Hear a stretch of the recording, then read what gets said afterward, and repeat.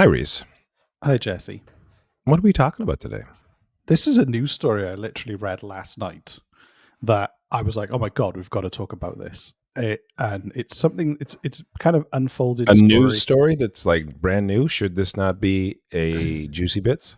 No, because it's not an election. They're for elections, Jesse. No, Juicy Bits is just news. Well, no, this is a full blown episode. It demands a full blown episode. So this is all about the list of books that are being banned in Edmonton school libraries, and I can't wait to share it with you. Oh my God. Fucking. Let's do it. Let's do it. What makes Canada boring? Have you ever seen the flag?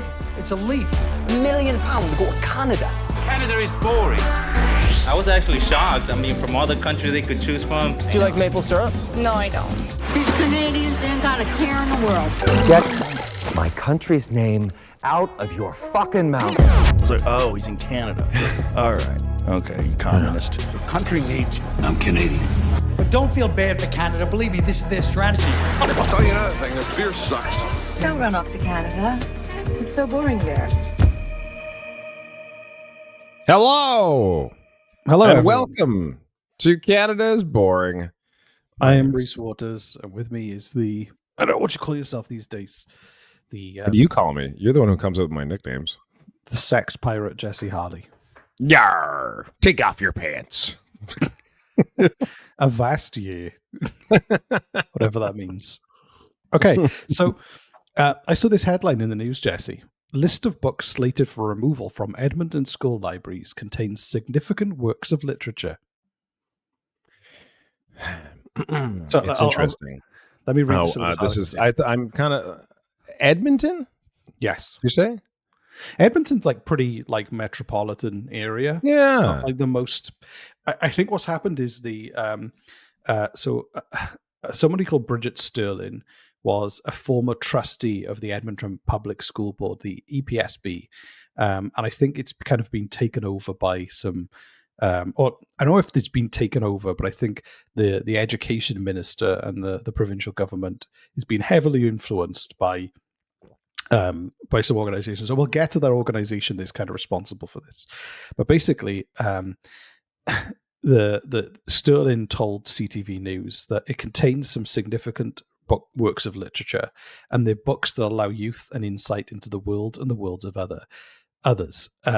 So the one that really stood out to me that made me go, oh my God, is the list of banned books includes The Handmaid's Tale by Margaret Atwood. Why is that controversial? Well, have you seen the TV show or read the book? No. Okay. Just go and watch the trailer.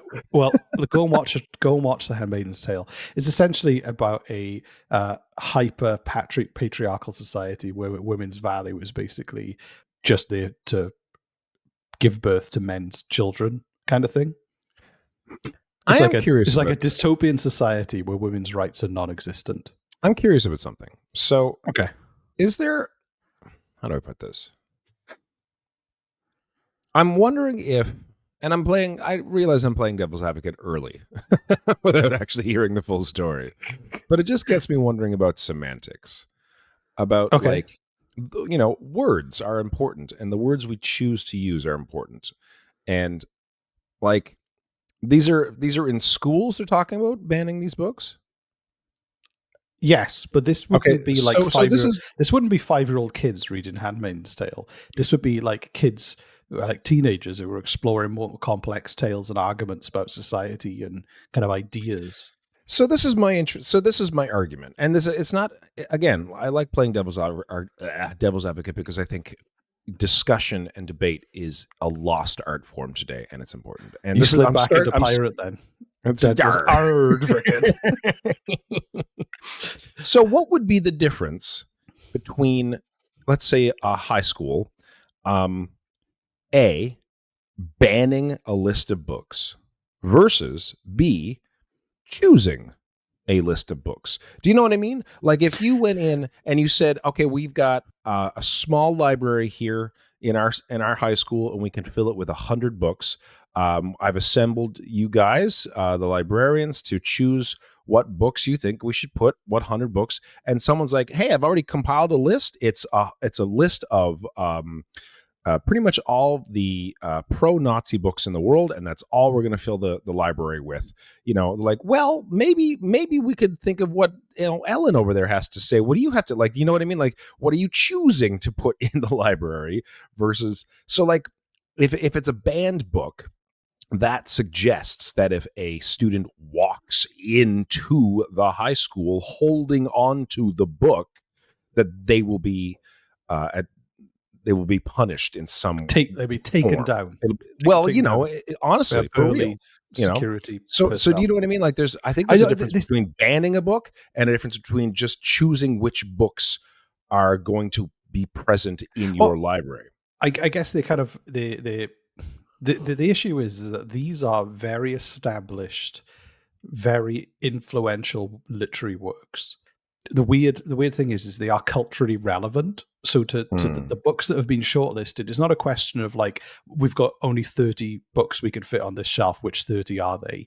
It's much more like this is trying to ignore, and especially, it's by Margaret Atwood as well, super relevant to Canadian kids and Canadian culturally. So also Brave New World by Aldous Huxley. A lot of these are that's been famously, in quotes, banned a lot, though, has it not?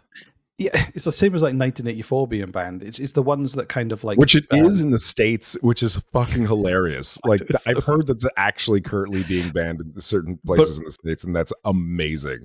But also, she noticed like on the nose. I know, and I think it's also the motivation. So why would you ban A Handmaid's Tale by Margaret Atwood? What is it about that book that makes you afraid I'm gonna have to read it now for kids, or just watch the TV show? If I've never read the Harry Potter books, saw the films. I can claim I'm an expert now. It's fine. This is such a fascinating topic that I haven't really delved into, but we can get into it. Yeah, keep going. Sorry. But also, she said that she noticed many books written by women, LGBTQS plus authors, Indigenous authors, and historically racialized writers were also kind of being not included in the list of books to supply in the library. So it's kind of like again, I want to just make the differentiation between banning and not choosing in the first place, because there are millions of books out there, and if you fill your library with books and someone says, why didn't you put this book in there? And they're like, it wasn't on the list, I guess, and then the news says they're banning books. You know what I mean? Like, it's no, I think that it's they curate. All right, let's use the phrase. They're recurated books, and when so you're saying that they have a specific list of. So I don't care what books you put in your library, as long as these books are not in it. Yes, exactly. Okay, well, that's very it's specific. More of a guideline. I think that's what she's saying. Okay, so gotcha. Apparently. It's called the division's removal list. Oh, they're actually going into libraries and removing books. That's different. That tells a whole different fucking side of the story. Okay, now we're getting somewhere juicy. So the board chair, Julie Cusick, said in a statement that the board agrees with concerns raised regarding the list, although they're working to comply with provincial legislation. An emailed statement to CTV News Edmonton encouraged those with concerns about a flag book to contact the education minister directly. Cusick also added the board had initially objected to the provincial changes before the order to flag and remove books was issued. Division staff worked over the summer to assure that only books that directly met the criteria in the ministerial order added to the division's removal list. So basically what they've tried to do is the education minister, Dimitrios Nicolaides, is... That's a name. They're looking for inappropriate, explicit, or non-explicit sexual content in the books. So basically, no like fiction, no written word that kind of has any kind of sexual stuff in it. Now, that's interesting. That's interesting because like automatically, I'm thinking like, well, that's not that bad. Like not wanting children to be reading like graphically sexually. But also, I don't. What child, unless they're an incredibly mature kid, is going to sit down and read like a book like *Handmaid's Tale*? I suppose. I mean, you'd be surprised at the teenagers these days, But also as well, I'm one of those people who you go, like, teenagers are supposed to be engaging with more difficult topics, and Agreed. topics, like these books are a safe space for them to explore, and literature is a really important place for them to explore things that might happen to them in their life, and like give a frame of they're relevant to our lives for a reason. There's a reason they this is why I love this topic, because it's so fascinating, because like the whole concept of we don't want our children learning this, we don't want our children growing up believing this topic. Therefore, the best thing we can do for them is to force them to stick their fingers in their ears and go, la, la, la, la, la, I'm not listening. Yeah. Like as if the whole, we don't want our kids growing up getting pregnant and getting STDs when they're teenagers. So the best thing we can do is to force them to not have sex. Let's see how well that's working so far. Exactly. Know what I mean? Like Exactly. It never worked. But also, the education minister said children should not be exposed to content like oral sex, toy use, or child molestation. That's why we created this policy. And I think, honestly, on the surface, it's not. I can't. It's not unreasonable. But here's my thing: is you've got to trust teachers and parents to make the decisions on what they think is appropriate to what ages. Like, thank you. I think you can't do like a top-down thing. I would even disagree with letting parents decide these days. No, but seriously though, like at what age should I let my kids? You know who you are.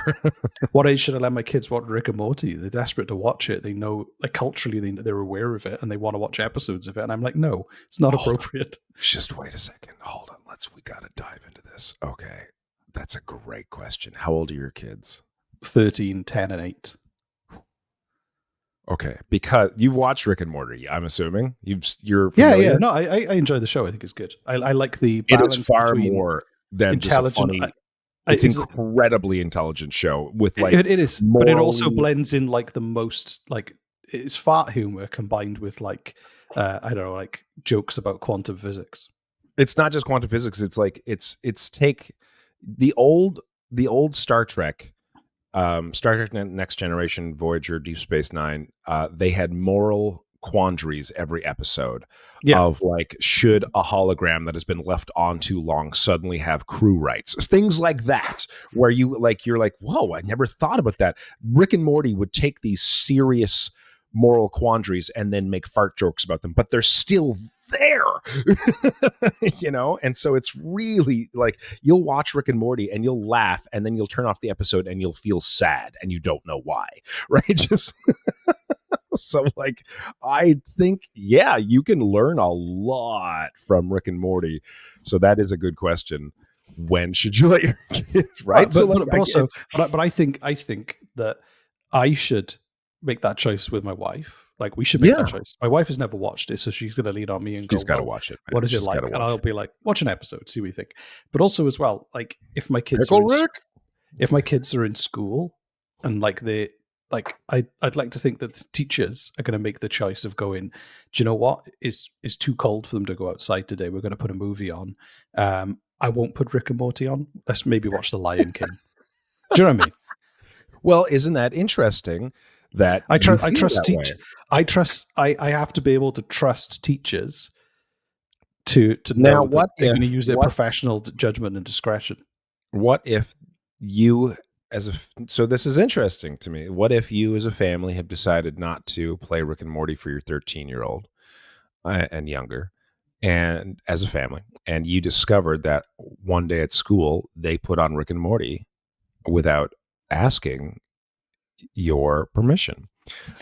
How would that make you feel? And I'm using that as an example because there are a lot of examples where this is happening, and the parents are getting really upset by about topics that you and I would consider relevant and important, but the parents did not.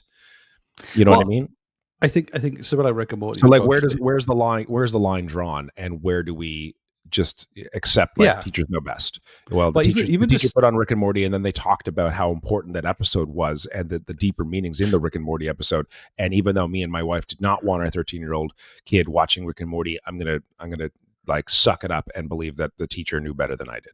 Like, where's that line drawn? I think that clearly Rick and Morty is designed for an adult audience. So says you. Yeah, and your wife. Well, I'm just. And this is what I'm saying, right? The age classification system that we use where it kind of TVMA. You just go, okay, great. That is my point, though, right? Is that like there's no problem when the parents and the teachers agree. There is a problem when they disagree. Where is that line drawn? That totally makes sense. But I think that there's some real obvious stuff with Rick and Morty. You have to be I don't think there's an argument to say that 8-year-old kids need to watch Rick and Morty to make a point. I think a teacher needs to use their professional discretion to make that point in a different way.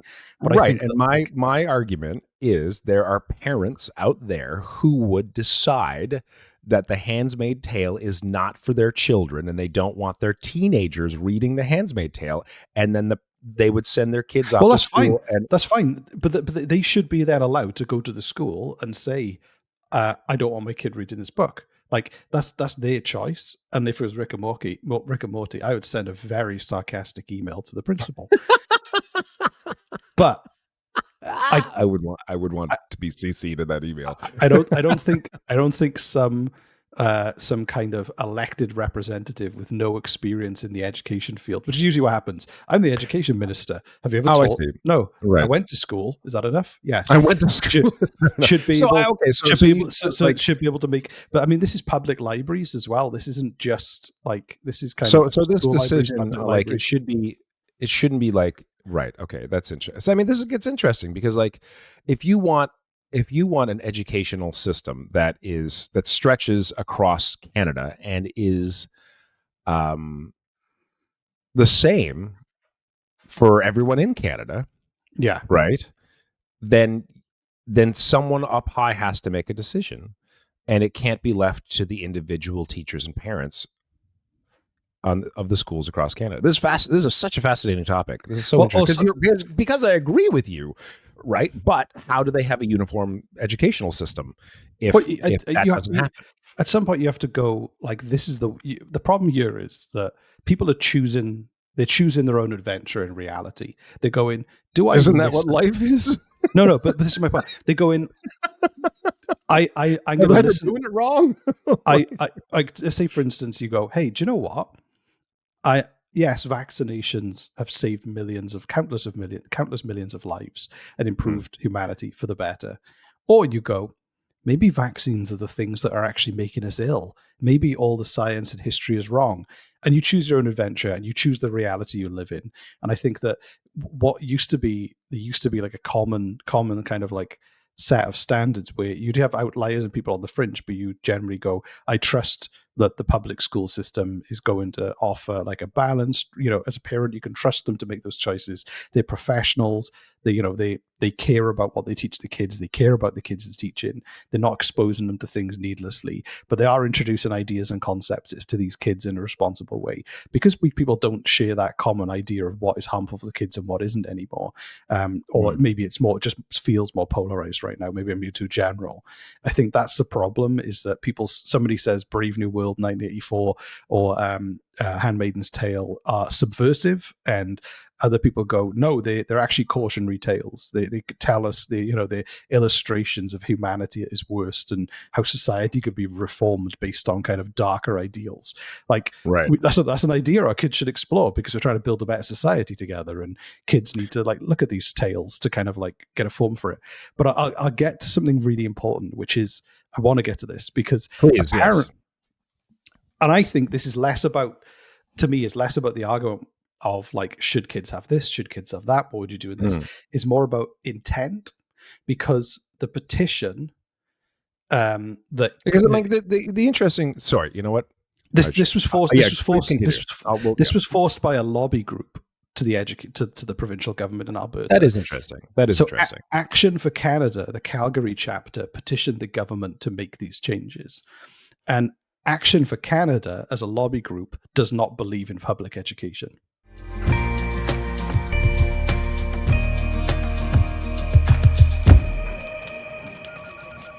Hey, Jill. Why are you so sad? Jimmy, it's my clothes. A genetically modified raccoon has moved into my closet and claimed dominion over everything. I had to borrow this outfit from a poorly dressed friend. Jill, take a deep breath and look at my clothes. I'm adorned in cool podcast merch, from the coolest podcast Canada has ever birthed. Is that Stephen Harper? Yes, it is. Laying eggs on the dark side of the moon. His spawn shall ravage the earth?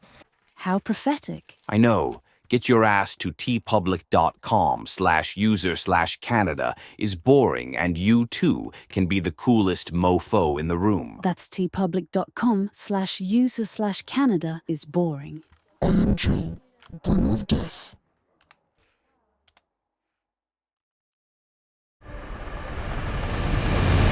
Patreon.com/Canada is boring. Canada's coolest club. Premium fun, privileged access to secret content, a chat app with the hosts, hours of fun for everyone, the promise of eternal life. Patreon.com/Canada is boring.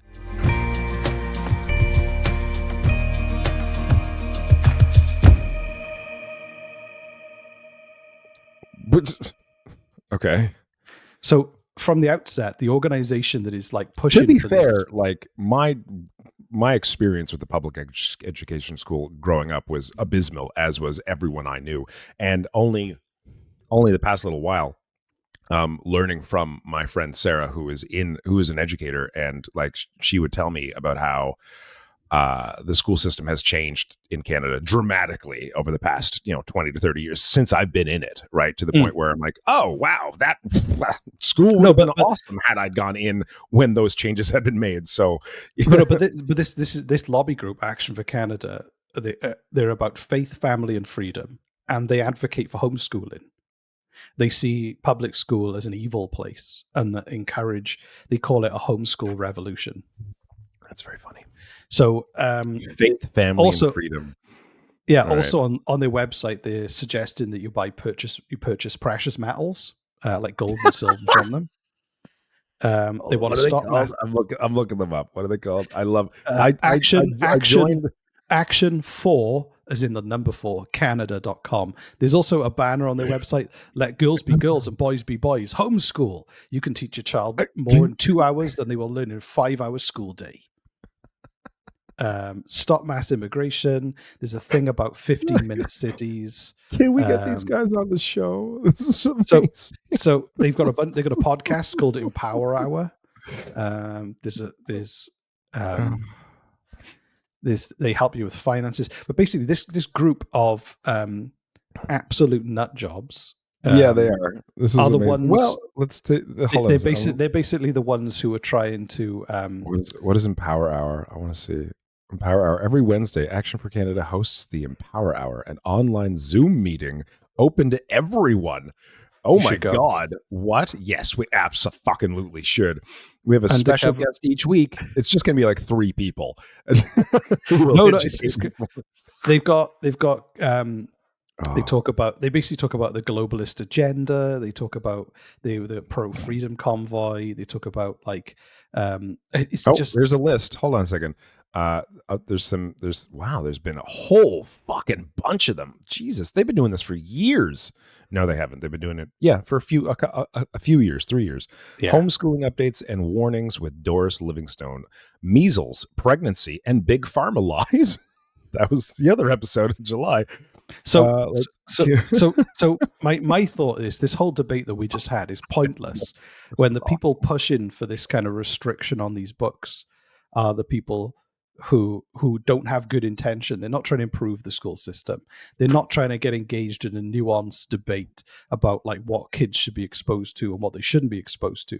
They're trying to tear everything down. That's what they want. Well, they want everyone homeschooled where the UN can't try and influence them, apparently. I should have waited to hear the full topic the full episode information. I should have. Oh my god! I should have waited to hear all the information you had before jumping into the let's debate mode. No, but it's valid. It is valid. Like what we teach our kids and what parents are okay with. It's an important conversation to have. But at the same time, I think that like the intention of the people petitioning the government to make these changes is not coming from a place of let's improve the school system for our kids. They want to end public education. They want parents to have total control over the education their kids get to make sure that they're in line with their own personal ideals. What they don't want is intellectual autonomy for their children, essentially. And that's why those books are on the list, because nothing's more terrifying than a teenage girl reading the Margaret Atwood's book and asking some questions about the bodily autonomy and women's rights. That'd terrify them. It's like the apocalypse. That's fascinating. That's amazing. You should have started with these guys. I was taking you on a journey, Jesse. Hold on. There's their website. Honestly, you can spend hours on their website. It's hilarious. There's a thing called Childhood Vax, and all it has is an image of like 5 people, some with surgical gloves on, all pointing needles at this one person, and this one person's just putting a hand up in front of them, stopping it. Oh my God, there are 4 chapters alone in Nova Scotia. There's the Halifax Dartmouth, there's the Pictou County Trenton, there's Sydney, there's Truro. They've actually got chapters. Ontario's got 22 chapters. I'm joining their Wednesday Zoom meeting. I'm going to do it. Yeah. Please do it. I'm going to do it. It's going to be... Can you record the audio as you're Yes, absolutely. And the only way, like I said before, the only way to fight crazy, you cannot... I've said this before and I'll say it again. You cannot fight crazy with logic. We've seen countless examples of it. Countless. Where you get a crazy person with crazy ideas and then you prove to them with logic how they're wrong. Doesn't change their mind. Doesn't make a difference. They're just doesn't at all. However, if you out crazy a crazy person, you join them. You pretend to be on their side. You pretend to agree with them, and then you turn the volume up to 11. You embarrass them. Yeah. So I just to end it, I want to talk about. I'll read you the statement on public schools. Okay. Public schools at all levels of education currently pose a serious threat to our children due to the globalist agenda to use them as agents of change. As a result, there's a growing national movement wherein parents are pulling their children out of public and private schools and opt into homeschool. More and more Canadians are seeing the value in good old-fashioned traditional learning built on biblical Christian worldview and passing these values on to our children. Children are the future, and what goes in is what comes out. Yeah, exactly. I'm sorry if you've been homeschooled, but I do feel bad when you see those homeschooled kids trying to intermingle with the rest of society. No, for real, because like junior high and high school is the only place that I made friends, and like I've now as an adult learning to make friends again now that school's over. You know, like when I went to school again, when I went to film school again in 2016, I made more friends that I'm still hanging out with to this day and still talking to this day. School is where you make friends. It is, but no, your best friend is your mom. That's the rule, man. That's healthy. So that's amazing. I'm going to join their. I'm going to put it in my calendar. Wednesday Zoom meeting. It's going to happen. Yeah. Let's go. Let's just see why I needed to talk about this. Yes, I do. I mean, it is fascinating. It is a fascinating. Is there more? Do you have more to talk about on this? Because honestly, just go to actionforcanada.com. I recommend listeners go and take a look, and then I'm curious if action and start to like try and work out if you care about your kid's school system. So this is funny. Is this group petitioning your school board? Action for Canada, which uses the number 4 in the middle, is what they chose. Actionforcanada.com does not exist, which means they could have chosen that. They prefer the 4. It's cooler. They prefer the 4. Yeah. It's cooler. Yeah. Anyway, let's do STD zone. Well, I want to talk about this some more. I want to talk about let's talk about it in the STD zone. Okay, sure. You are now entering the STD zone. Incoming STD. Loading small talk. Enhancing anecdotes. Dick jokes processing.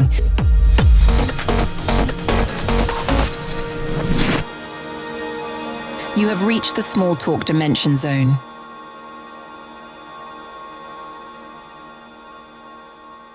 Is this a needless visit to the zone? Did we waste the last remaining uranium crystals? I think this is a fascinating topic because, like, as far misinformation is if you go back to the 50s and the 60s and 70s, fuck it, all the way to the 90s, I'm going to say, okay, before the internet really took hold, there was like a general understanding, unspoken general understanding in society that you could trust the news. Well, exactly. This is what I mean about choosing your reality. Right. Like, but if you heard something on the news, it was real. You know, that's what happened. There might have been like I guess a that biased. happened. What?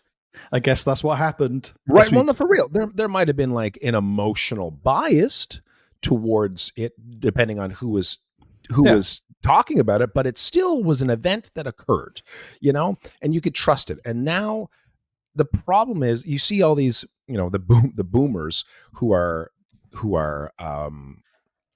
just believing in all these conspiracy theories. It's because they were raised for decades to believe that if the news told you it was true, it was true.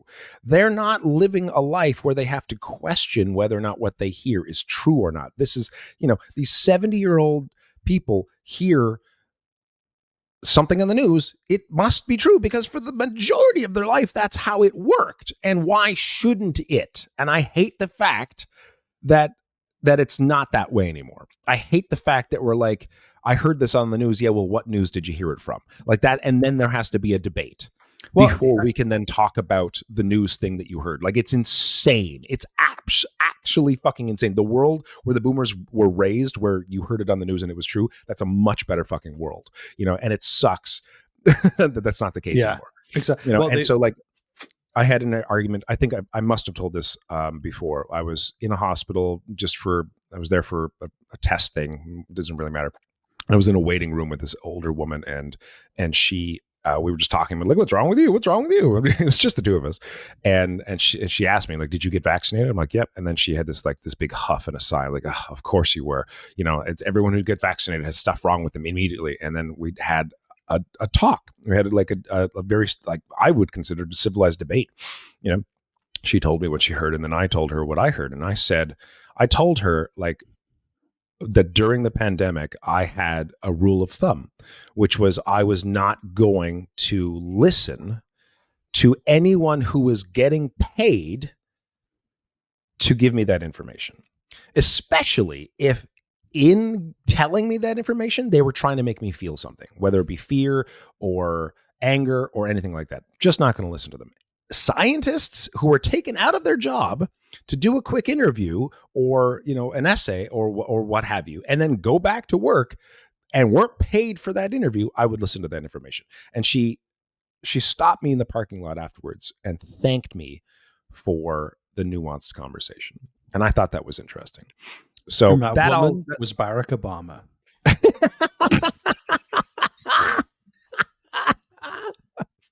But that's all to say that, like, we used to trust the school system, you know, to do right by our kids. I think most reasonable people still do. I think the problem is that you've got loud people on the fringes who are having more influence. Actually, do you know what? I just found this. I didn't find this when I initially did the research. There's actually a bit on the website for Action for Canada boasting about the fact that they've won in Alberta against the pornographic books. This is a victory for our precious children. Praise God. So they're basically boasting about the fact that they've influenced the education minister to what they would say is, they're basically calling it a ban on sexually explicit books for ages K to 12 students. They call it pornographic content. So while elected ministers are trying to make a reasonable debate, the people influencing them aren't being reasonable. Right. And they aren't, there's no nuanced discussion.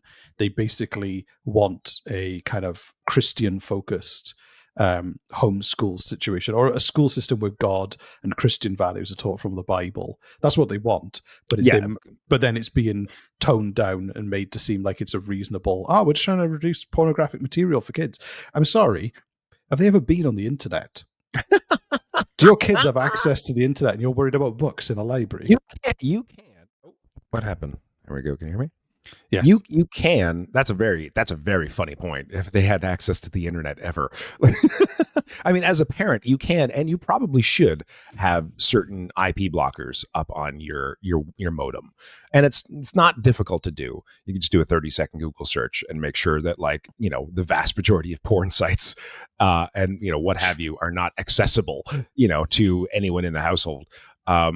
It's probably a smart idea. Yes.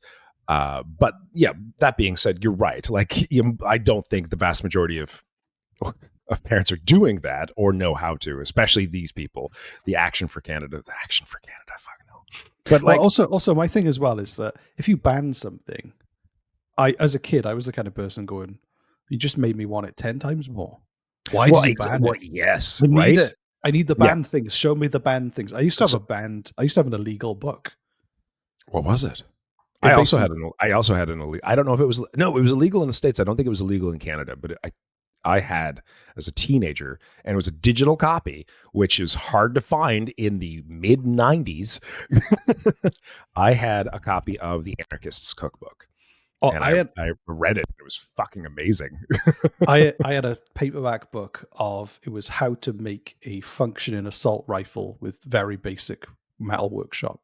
Is that all? You need the Anarchist Cookbook, man. That's but it was the book was fascinating because the guy was a total libertarian and gun rights person in America, and it was illegal. And I was like, oh my god, I wonder if I could find that book. And I found it, and I was like, then I had it. I was like, I own an illegal book. I'm not going to read it or make a gun, but I was kind of fascinated with just the idea of it being banned, and it just made me want it.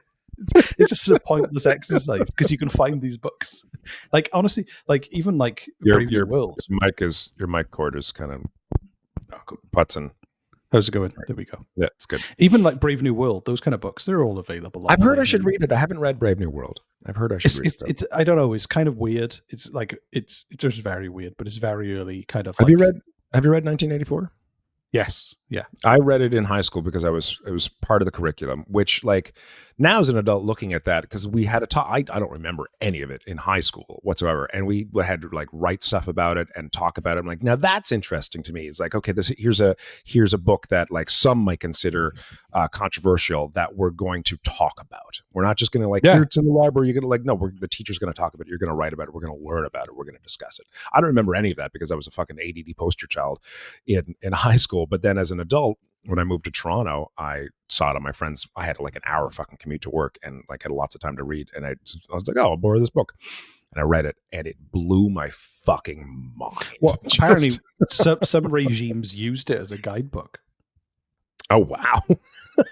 Because it was such ahead of his time kind of. It's incredible. It's just an incredible fucking book. But I wanted to ask, like, leave us a speak pipe. If you've any thoughts on this, please leave us a speak pipe.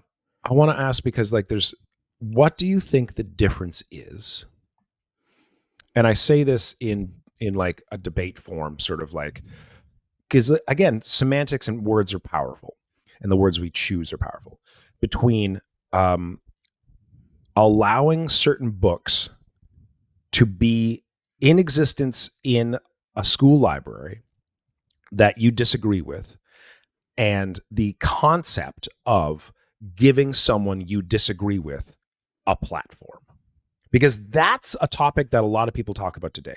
Why allow this podcast to exist? Why allow this YouTube channel to exist? Why bring these people onto your channel and have that episode exist if it's giving them a platform, versus why allow this book to exist in this library? It's like giving that idea a platform. Well, as a concept. Yeah, well, all right, I'd argue those voices have always existed, but they've remained on the fringe because they're fringe ideas and they're generally harmful to society. The problem is that a lot of these harmful ideas and concepts and channels are now let me finish. They're now algorithmically served up to people. If you look that's interesting. If you do a little bit of research on YouTube and how it shows you a slightly more edgy video every time to try and keep you engaged and to keep you going, there's some really good studies, and Behind the Bastards did a really good episode on how YouTube became a Nazification machine, in the sense of it would take people further and further down the rabbit hole, taking them to more right-wing channels and stuff. Because I see what you're saying. What's it called? Oh my god! The algorithm doesn't care. It just all it knows is like, oh, you're paying attention to this thread. I will feed you more of this thread. Like, exactly. It is. Yeah. So I would say is much less, and the same with Facebook, the same with everything. I'd say is much less about the danger of this information being out there. It used to be out there, and they were always fringe, and people would go, yeah, whatever.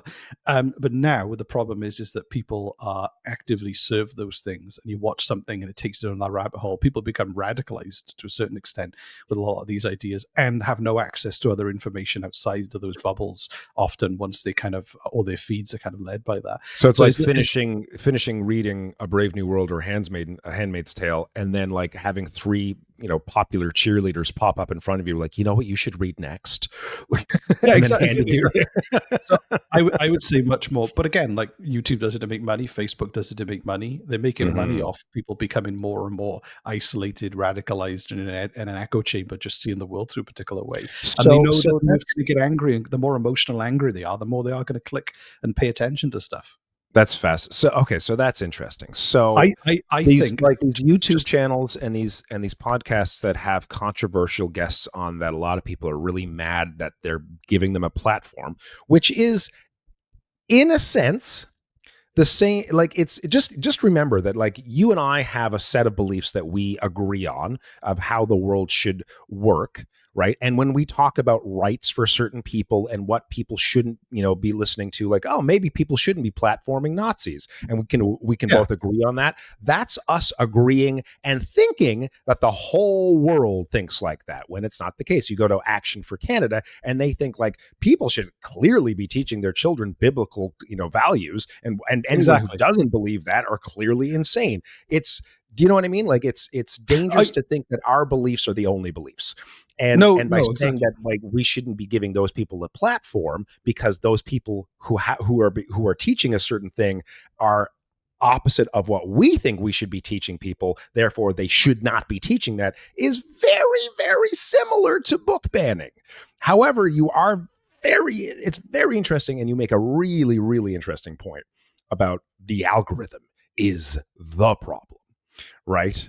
Because here's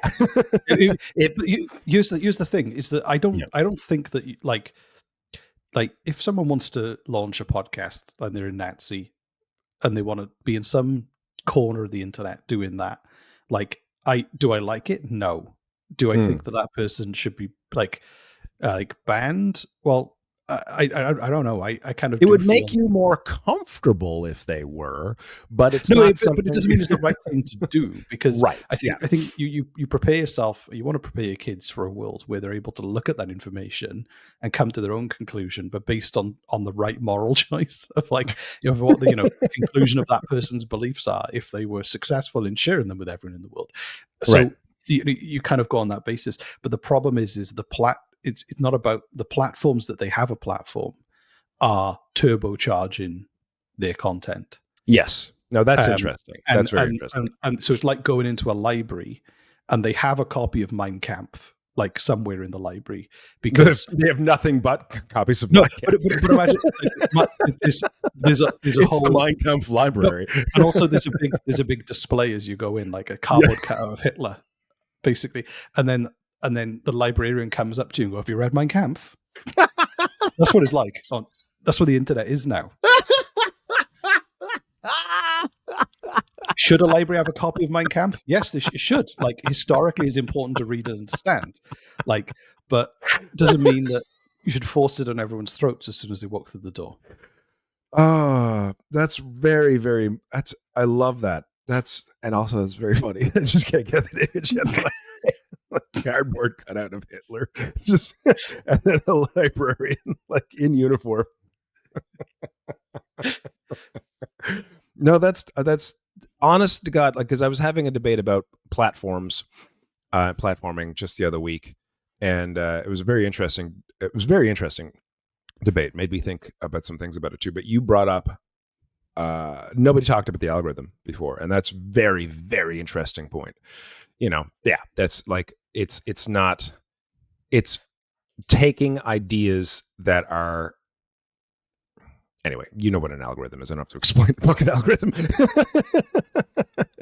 It's a really interesting point. Yeah. Anyway, we should wrap this up. Don't ban books. Buy ban books. That's what I say. Oh, I like that. That could be a t-shirt. Don't ban books, buy ban books. It's like buy ban books. It's an alliteration, not an alliteration, a tongue twister. And cool. Right. And join me on Wednesdays for Action for Canada Zoom meeting. Yay! God keep our land glorious. Special guest Jesse Harley from Canada is right, bye everyone. Bye. A place that's exciting with kryptonite. You may fall asleep with no warning because Canada